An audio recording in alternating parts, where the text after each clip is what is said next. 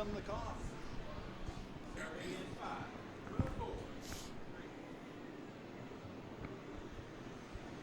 Hey everybody, this is Doc Mack from the Galloping Ghost Arcade out in Brookfield, Illinois. Today is Thursday, January 16th, 2020.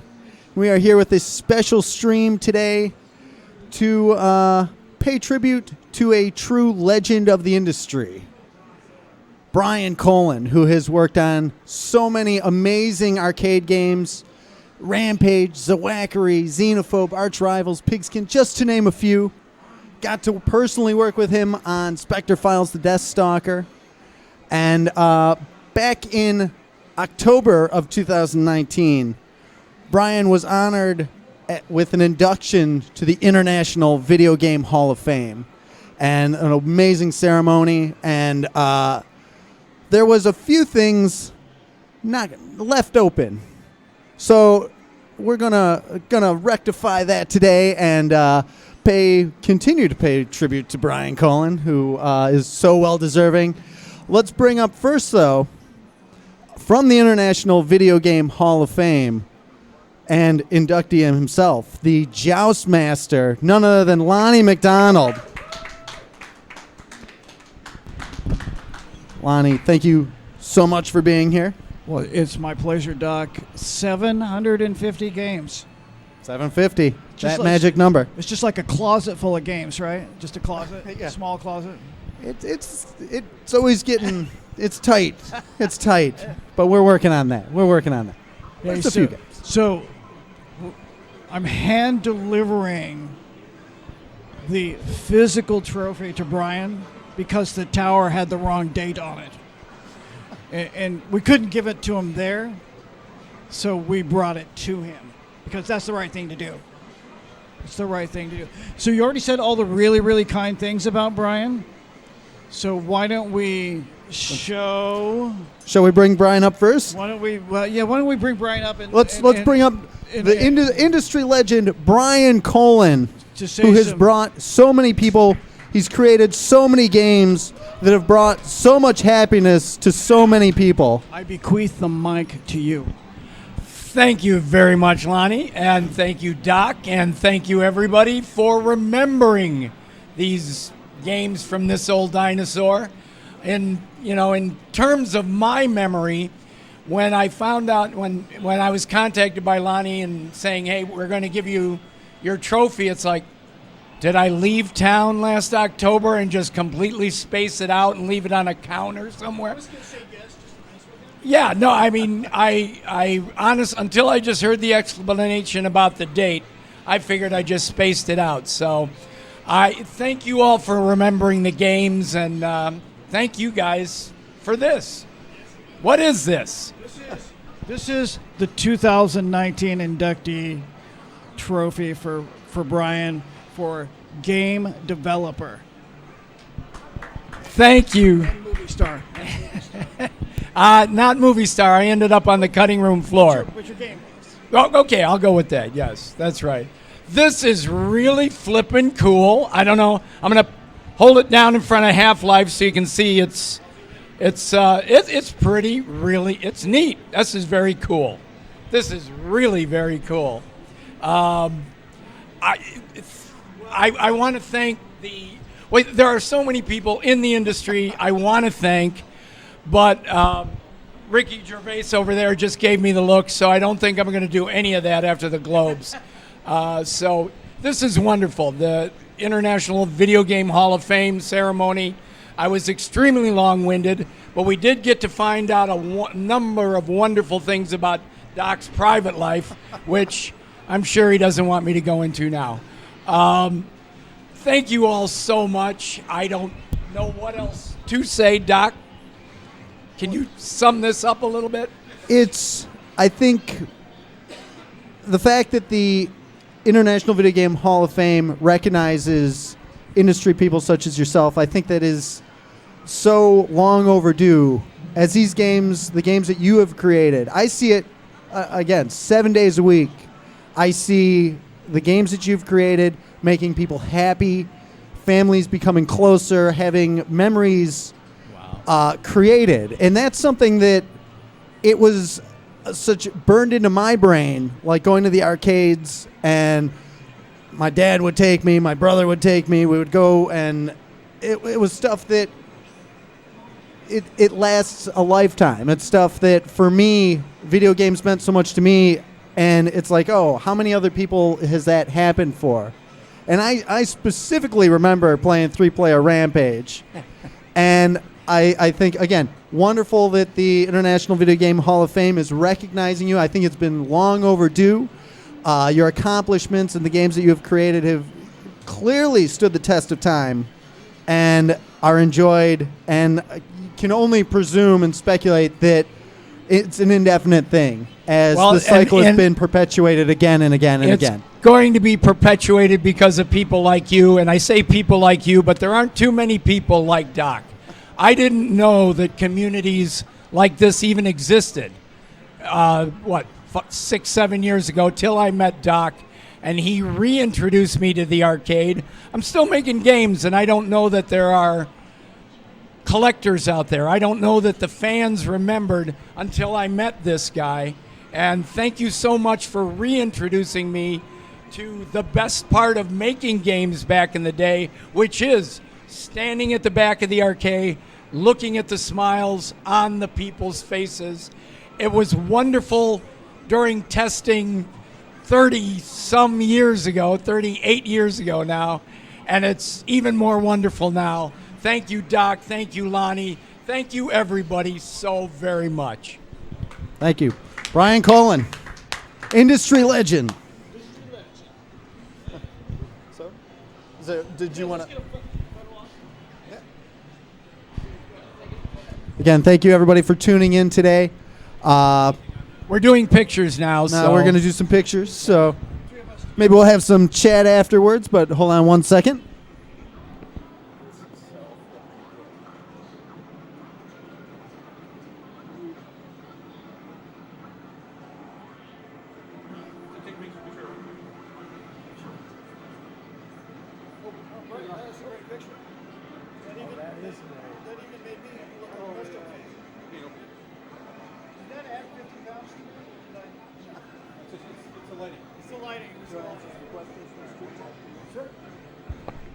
If anybody has questions for Brian Colin, you can ask them now in the stream chat. We'll be right back in after some photos, and we'll get to your questions.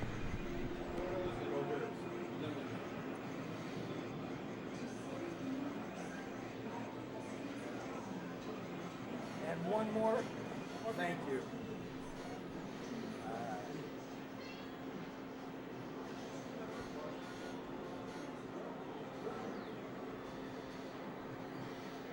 Thanks a lot, Pete. Absolutely. Extremely well-deserved.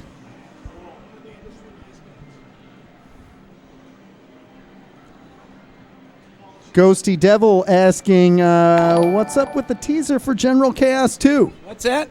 Somebody is asking about a General Chaos 2 teaser that you may or may not have put out recently. We're trying to get the ducks in a row right now to do to finish General Chaos 2. The story about why it's stalled is way too long to go into here, but we are trying to get the ducks in a row. Look for all of you. There's about 500 of you that have sent an email with the tag General Chaos Lives to GameRefuge.com, and you'll all be getting an update here at the end of January about where things are at with that and how we're going to get that thing finished. So thanks for mentioning the teaser, because it's always nice to do a plug. Where can they, how can they contact you and either sing your praises or stay up to with what you're doing, like Facebook or Instagram? Facebook is probably, I'm on Instagram, Brian Rampage Colin. I'm on Facebook is probably the best place. Game Refuge on Facebook, General Chaos, the official General Chaos fan site on Facebook, or I'm on Facebook too. But if you follow my site, you're going to see a lot of family pictures and warm-hearted, puppy pictures and what I had for no, I don't do food shots. But yeah, Facebook's probably the best place to find me. But specifically General Chaos, send an email that says General Chaos lives in the subject line to generalchaos@gamerefuge.com, and you'll be on the list to find out more very soon. Excellent. Can't wait. General Chaos, a favorite to so many people on the Sega Genesis. The 4-player tap, and crazy. So stay tuned. All right. I don't know how this streaming things work. I'm always wanting to be editing. It's like, it's like, wait, cut that out. I look stupid there. So, streaming is alien to me. Alien like Xenophobe. As in Xenophobe. And I hear they're going to make that into a movie. Really? Yeah, it's going to be called Alien. They may have already done it. I'm not sure. A Xenophobe question. Have you ever completed Xenophobe? What now? Have you ever completed Xenophobe? Paul H. Oh, no. You mean play-wise? No. That game kicks my butt seriously.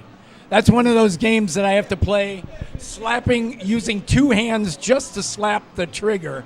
And no, I mean, I built the complete Xenophobe, but I can't finish the complete Xenophobe. I can't complete it. No, absolutely not. Dad's asking, what did you make of the Rampage movie, and did you have any say in it? I had involvement in it towards the end. I was an extra running down the streets of Chicago. Then they shot a cameo of me running away from the imaginary Willis Tower falling that took all afternoon. That I had a friend call me from L.A., said I had this huge close-up. It was wonderful. And then the producer calls me towards the end of filming, invited me down to meet everybody. It was wonderful. And everybody was fantastic. I'm geeking out majorly. And it turns out The Rock was a big Rampage fan. He's geeking out over me. It was a wonderful mutual geek out. And then I got to go to the premiere. I sat there with my wife going, okay, here it comes, here it comes, here it comes. And then the first thing the producer said to me at the after party is, yeah, really sorry. Warner made us cut out about 30 minutes 3 weeks ago, and you ended up on the cutting room floor. So that's my total involvement. I'm on the DVD. They actually interview me on the DVD, but they never did a longer version. So one of these days I've got to write them and ask them if I can just get my shot. I want to see what it looked like. We've got a green screen. We can maybe edit you back in. I like the whole concept. You got all the neat toys. You got all the neat toys.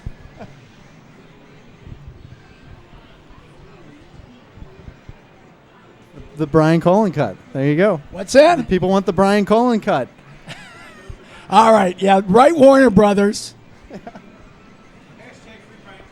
There you go. All right. Yeah. Actually, put Doc's name on it. I don't need that kind of grief if it backfires. I'll take the flag for it. That's fine. That's fine.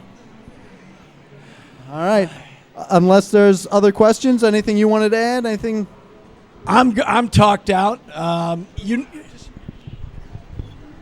It's almost synergistic that the award wasn't correct, so that we could do it here, which is kind of his home arcade. I think that's pretty cool. That is actually a perfect way to get this, because for me this is where this has all started back up again. So thank you, Doc.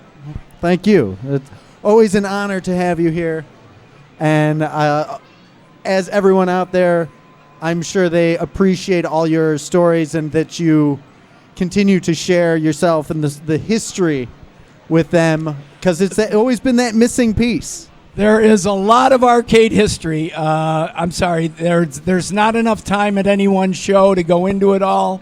And at the rate I'm making up new stuff in terms of stories that never really happened, we can be doing this for decades. So thank Here's you to all. that.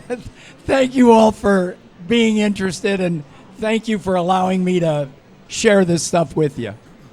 Excellent. Thank you so much. For Lonnie McDonald, thank you for coming out. The Master of Joust, who I know you've got a busy weekend of Joust coming up. So We have some joust coming up. Played yesterday. Gonna play tonight. Gonna play tomorrow. Then go to convention, and then I'm scheduling stuff for next week in Wisconsin, kind of this area. Very So, awesome. Yeah. So the goal, the next big goal, I'm at 236 machines right now, is 250, which is going to be at Scientific Games, which owns Williams. So that's in Waterloo, Iowa. So 250, and then 300. We'll not announce the location yet, but 300 will be the last machine on Joust Tour. It's going to be 2022 July, the launch of Joust. The 40th anniversary will be the last machine I play on tour. Coming up. That is amazing. Well, cannot wait to see. If you've never seen Lonnie play Joust, it is a wonderful thing. It is a wonderful thing. Unbelievable to watch somebody so talented at Joust, which is such a brutally hard game to so many people. So we look forward to that. Also, where can people find out more about the International Video Game Hall of Fame? Well, this is Galloping Ghost, and they get some of the more interesting things first because they are Galloping Ghost. So, Pete, could you hand me forms? And these are officially launching tomorrow, which is nomination form, please. Which one's first? So, the International Video Game Hall of Fame is officially opening the 2020 nominations for the Hall of Fame. You can get a form here. You can go online to IF, the initials, at info.com. Don't ask me how to spell. Yes, a link will be in your stream because I can't spell. And the forms will also be here at Galloping Ghost. And we're looking for some really cool people like Brian and Doc and Pete and other to be in the Hall of Fame. And then we have 2 other forms over there which are interesting. Because you guys all know that the Hall of Fame is a nonprofit. So nonprofits always need what? Money! Well, that's not where we're going to go first. We'll leave that one last. It's volunteers. Volunteers are better than money sometimes. Sometimes. So there's a volunteer form. There'll be some here at Galloping Ghost. If you come in, ask Pete, ask Doc, ask whoever's up here. They'll have some. If they run out, we'll get them some more. And then last but not least in the box is no, that's not the right one. That's not the right one. Do we have the membership application? There we go. Here it comes. Membership application. So the Hall of Fame is a member organization. You can be a member. The member things are here. There are several levels. There's primary, there's bronze, there's supporter, like an arcade like Galloping Ghost. And then there's one of the cool things that I didn't realize when I started working with the Hall of Fame is they're trying to do a Walk of Fame in Ottumwa. The people who do the Hollywood Walk of Fame live in Ottumwa. The Hollywood Walk of Fame people live in Ottumwa. They are the people who will actually do the inserts, just like the one. Well, they won't be stars; they'll be something more game related. But how cool is it? Yeah, there'll be tokens. There'll be tokens. But it's what they're trying to do is from Google View, it'll be a Pac-Man maze with dots on it for each person in the Hall of Fame. So that's the goal. Pretty cool stuff. But it takes involvement, it takes members, it takes people nominating, it takes people volunteering, it takes people being members. And it's in its infancy. It's not the Baseball Hall of Fame, but it's a multi-billion-dollar industry. And hey, we're better to have it in Ottumwa, which was the video game capital of the world. So we're working that direction, and happy to work with people like Brian and Pete and Doc on those kind of things. Yeah. Absolutely. An organization that is recognizing players and industry people, definitely worth the support. And where can they go to check it out? On the Facebook and the website. Facebook, we'll have those links posted. Yeah, Facebook, you just enter the initials to spell it right. International Video Game Hall of Fame. If you do a search, it'll come up. The website is .info. So the initials in .info. And it's in the link. Pete is so good at typing, he can actually put a link up while we're typing. Look at he's so good. He's like Hall of Fame caliber or something. I don't know. So if you're able to become a member, if you're able to volunteer, get to meet industry legends like Brian Colin, legendary players like Lonnie McDonald, it's well worth it. So make sure you check it out. In 2020, it's going to be the same timeline it was last year. I believe it's the first weekend of October. So, we're going to compress. We have launched the nomination form a lot earlier, and next year we'll do it even a little bit earlier so we can get more people in. And it takes a lot of people to go through all those people, read their backgrounds. Brian's was like 87 pages long, and we had to condense it into 2 lines. It says, Brian's a good guy. I mean, that was, and then it was like, Brian's a good guy, Doc likes him, he's in. So that was like all we had on him. But it takes a lot of work, so there are people like Todd Friedman and Warren who made Qbert, and people just going through those things and looking at the qualifications. The amount of people that we have and the qualifications they have is staggering. For people like Brian to come to the top, he really didn't have to work very hard to get there. That's how good he is. So, yeah, so that's coming. That is excellent. Well, thank you, Lonnie McDonald, again. Lonnie McDonald of the International Video Game Hall of Fame. And Joustmaster. Joustmaster.com, that is right. And, of course, thank you and congratulations, Brian Colin, industry legend, for receiving his award for the International Video Game Hall of Fame class of 2019. So thank you both. Thank you both again. Yep. This is Doc Mack. Do you want to have... Well, Brian should sit here. Do you want to have that conversation about the amount of games that are left? Yeah, we can do that. Okay, we can so do Brian, that. hang around on this one. So this is an interesting discussion I have with people over the country. In the 80s, I don't know how many rampages were made, I apologize, but from 2011 to 2013, I played 100 Joust machines. One of them was loaned by Doc. I played here too, played at the Williams Building. After that, I took a year off and went for a pinball world ranking, but in that time, I kind of went through and said, how many Joust machines do I think are really left in the world? And there's a killer list of video games. There's RUcade, which most people don't know. If you go back far enough in the RUcade archives, there's an article that says RUcade Inspired Tour.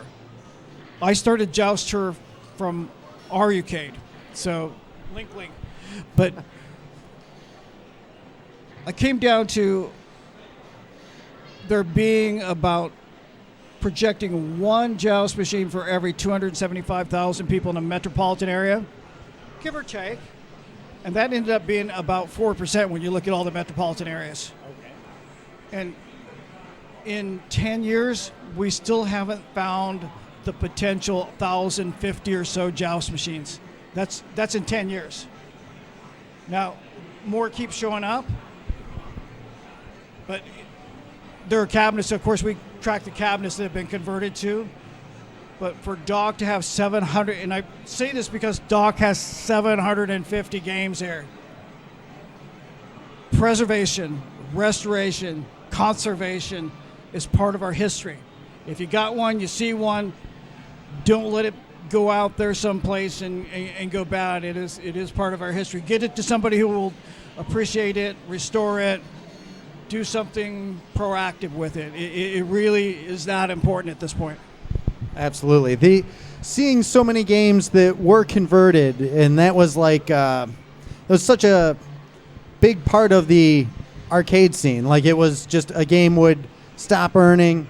They didn't want to pay to have a full cabinet shipped in, so companies started just selling boards. Black Tiger. And absolutely, there's so many games. Like, we've had a few Joust cabinets that have arrived as other games.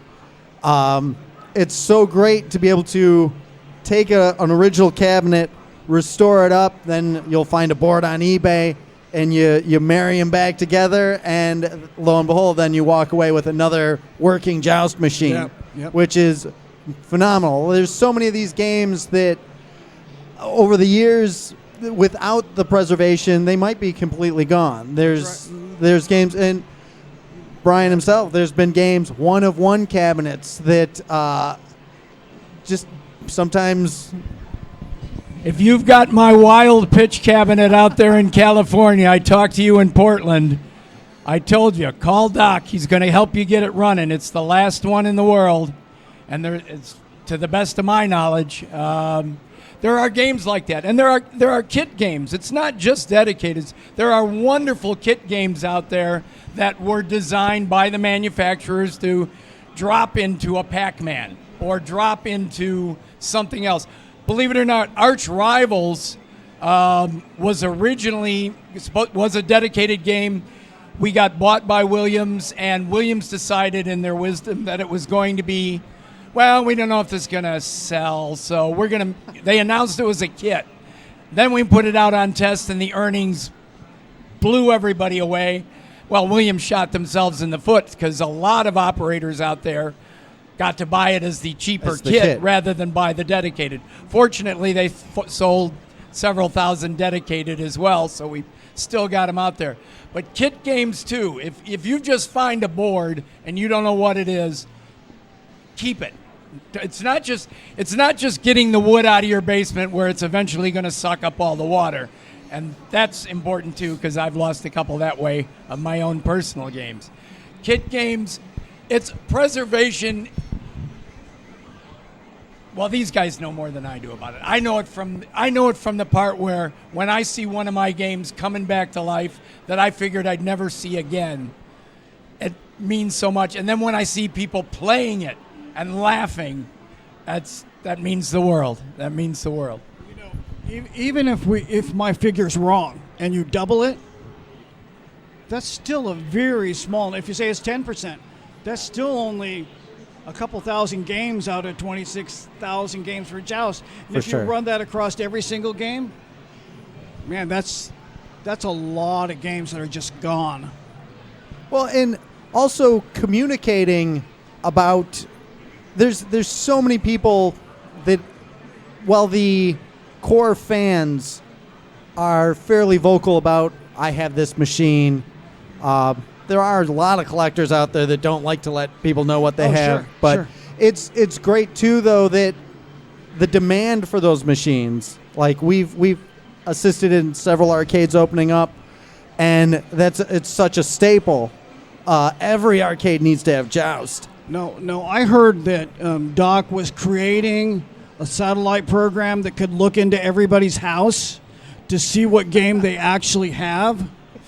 I don't know if it's true or not, and I may have just made the rumor up, but it would be good if we had one. I won't go officially and say that. I will say that I have on a certain road trip.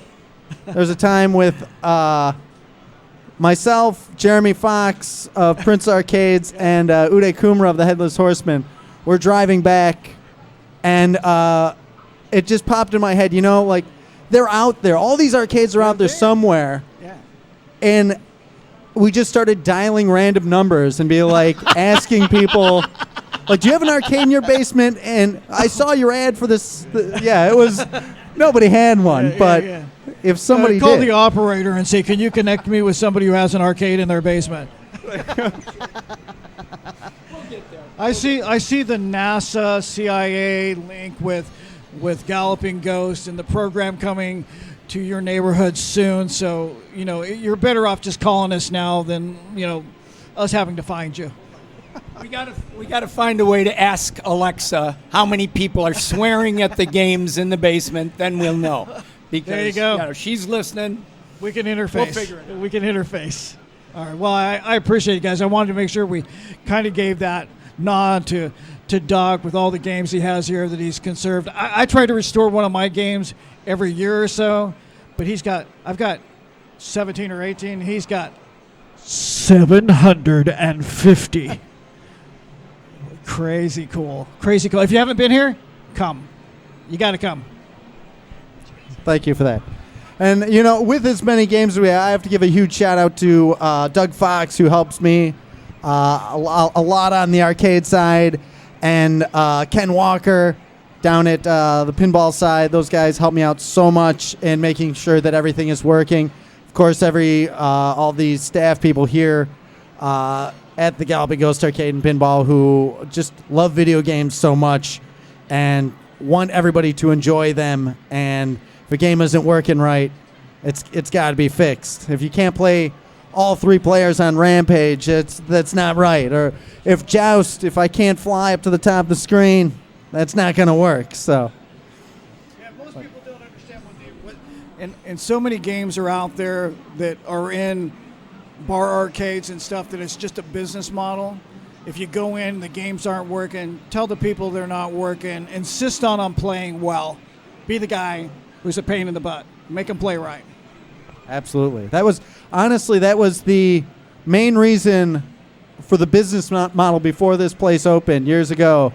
We were with Orcade. We were going around and finding out what games were at all the venues, and we went to about 80 venues around Chicago and Wisconsin, Indiana, and could not find a working MK2 cabinet in all of Chicago.